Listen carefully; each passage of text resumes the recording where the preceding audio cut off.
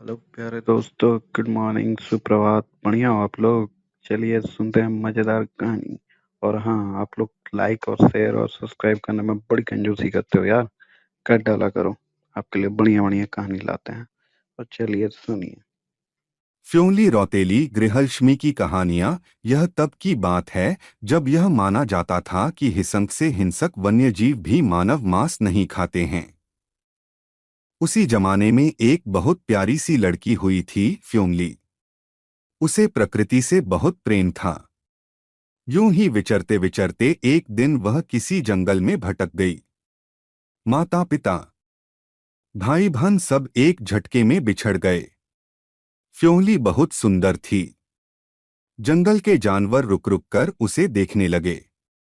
घबराई सी फ्योंली की समझ में कुछ ना आया, लेकिन शायद जानवर समझ गए थे कि यह प्यारी लड़की अपने घर का रास्ता भूल गई है। उन्हें भी कहाँ मालूम था कि वह लड़की कहाँ रहती है, इसलिए सबने मिलकर उसे जंगल में ही सहारा देने की ठान ली। सारे जानवर अपनी अपनी तरफ से उसके लिए कंदमूल फल लाए। बेड़ू, तिमलू, आड़ू, घिंगाड़ू, बेर, टांटी, हिसर जैसे अमृत तुल्य जंगली फलों के सेवन से फ्योंली का सौंदर्य चांद सा निखर आया। जानवरों के साथ मिलकर ही उसने अपने लिए घास फूस की एक कुटिया भी बना ली। जंगल के सारे पशु पक्षी फ्योंली पर जान छिड़कते थे। वनकन्या सी फ्योंली एक दिन तालाब के किनारे हिरण के बच्चों के संग अठखेलियां कर रही थी कि उसी समय उसकी नजर सामने खड़े एक युवक पर पड़ी। जाने कितने समय बाद फ्योंली को कोई अपना जैसा दिखा था। फ्योंली उसे जी भर देखना चाहती थी, लेकिन सामने वाला भी जाने कब से उसे ही अपलक देखे जा रहा था। उसे नजर झुकानी पड़ी। युवक एक राजकुमार था। शिकार खेलने वन में आया था, लेकिन रास्ता भूलने के कारण भटकते भटकते थका हारा भूखा प्यासा उस तालाब के पास आ पहुंचा।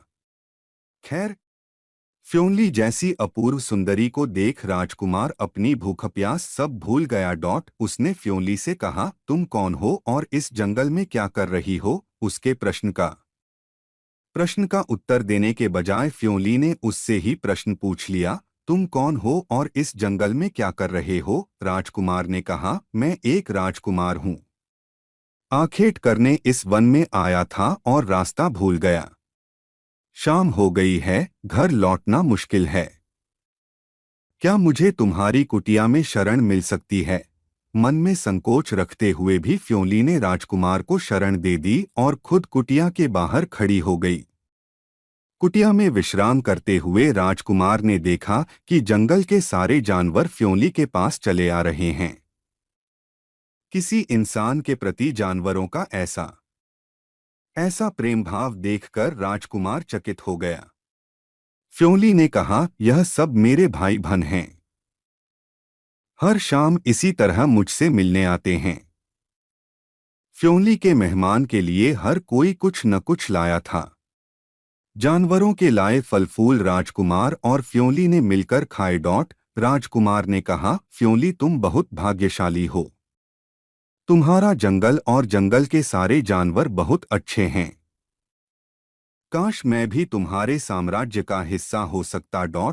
सुबह उठकर राजकुमार ने फ्योंली के समक्ष शादी का प्रस्ताव रख दिया। मैं अपना वन छोड़कर कहीं नहीं जा सकती। मेरे भाई बहन मुझे मुझे अपनी जान से भी प्यारे हैं। मैं तुमसे शादी नहीं कर सकती, फ्योंली ने तड़प कर मना कर दिया।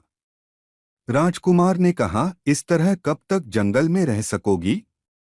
एक न एक दिन तो तुम्हें अपने जात समाज की जरूरत पड़ेगी ही। तुम मुझसे शादी कर लो फ्योंली। मैं तुम्हें किसी चीज की कमी नहीं होने दूंगा। फ्योंली ने भी सोचा शायद राजकुमार ठीक कह रहा है, लेकिन उसने राजकुमार से एक वादा लिया कि वह उसके गृहवन में कभी किसी जानवर का शिकार ना करें। राजकुमार के हाँ कहने पर इस तरह वह विवाह बंधन में बंधने को राजी हो गई। जानवरों को जब फ्योंली के जाने की बात पता चली तो वे सब बहुत दुखी हो गए। भारी मन से उन्होंने अपनी प्यारी फ्योंली को विदा किया। इधर राजमहल में फ्योंली का बहुत स्वागत हुआ। उस जैसी अपूर्व सुंदरी किसी ने कभी देखी कब थी।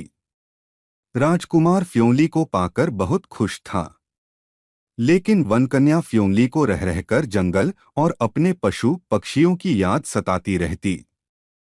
उनकी याद में घुलती फ्योंली धीरे धीरे कमजोर पीली पड़ने लगी।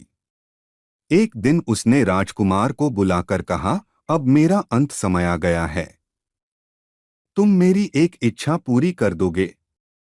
राजकुमार ने कहा, ऐसा ना कहो, तुम जल्दी ठीक हो जाओगी। फ्योंली ने कहा, जब मैं मर जाऊं तो मेरी चिता की राख जंगल में फिंकवा देना।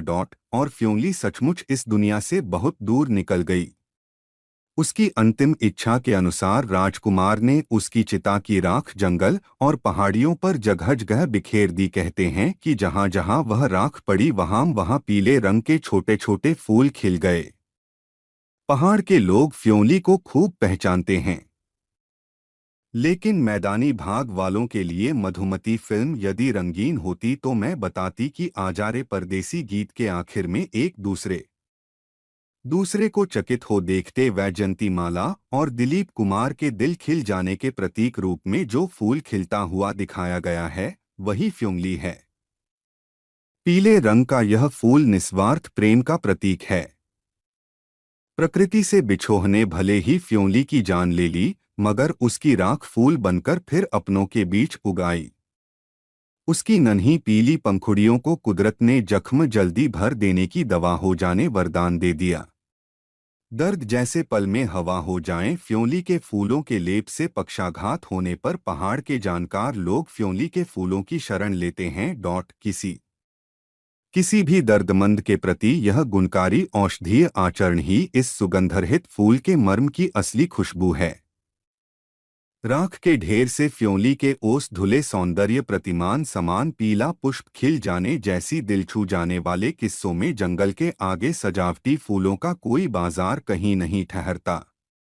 कहानी कैसे लगी हमारे प्यारे दोस्तों? अच्छी लगी तो लाइक शेयर और सब्सक्राइब ज़रूर से ज़रूर कर लीजिए, ताकि ऐसे मज़ेदार कहानियाँ आप सभी को हम सुना सके और आप सब सुन सके। उसके लिए पहले सब्सक्राइब कर लीजिए जल्दी से हमारे प्यारे दोस्तों, चलिए कर लीजिए ना।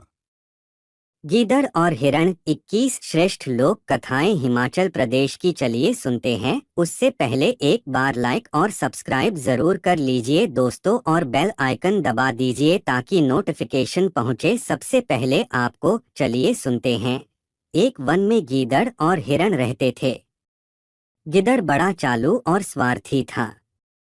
हिरण स्वादु और शीघ्र की दूसरों की बातों में आने वाला था। गीदड़ बूढ़ा हो गया था। हिरण को देखकर उसका दिल सदा उसका मांस खाने को ललचाता रहता था। देखिए, रहते तो दोनों साथ, पर गीदड़ के विचार बहुत अधिक नीच थे। सच कहते हैं, खश घटिया आदमी। आदमी को घी में भी डुबो दें तब भी वह सूखा ही बाहर निकलेगा। गीदड़ ने अपनी चिकनी चुपड़ी बातों में उलझाकर हिरण को अपनी बातों में फंसा लिया था। एक दिन गीदड़ ने उसे कहा कि नर्म नर्म घास खाने के लिए वह उसके साथ चले। घास इतना नर्म और स्वादिष्ट है कि पूछो ही मत। वहां डरने की भी कोई बात नहीं। गीदड़ की मीठी बातों में हिरण झट आ गया। गीदड़ उसे एक किसान के खेत में ले गया। वहां नर्म कोंपले फूटी थी।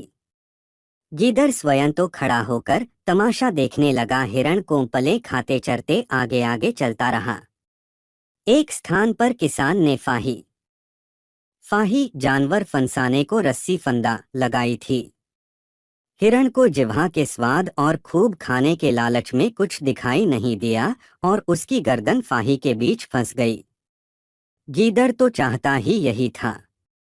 हिरण घुटे घुटे गीदड़ को आवाज लगाई, मामा गीदड़, मुझे आकर छुड़ा ले। फाही की रस्सी चमड़े की बनी है, इसे तुम झट अपने दांतों से काट सकते हो। शीघ्र करो, मेरा दम घुट रहा है। गीदड़ ने कहा, तुम तो ठीक बात करते हो, किंतु मेरा आज व्रत है और मैं चमड़े से मुंह नहीं लगा सकता। हिरण ने उसके बहुत मिन्नतें की, पर उसका दम घुटता ही रहा। गीदड़ नहीं आया तो नहीं आया।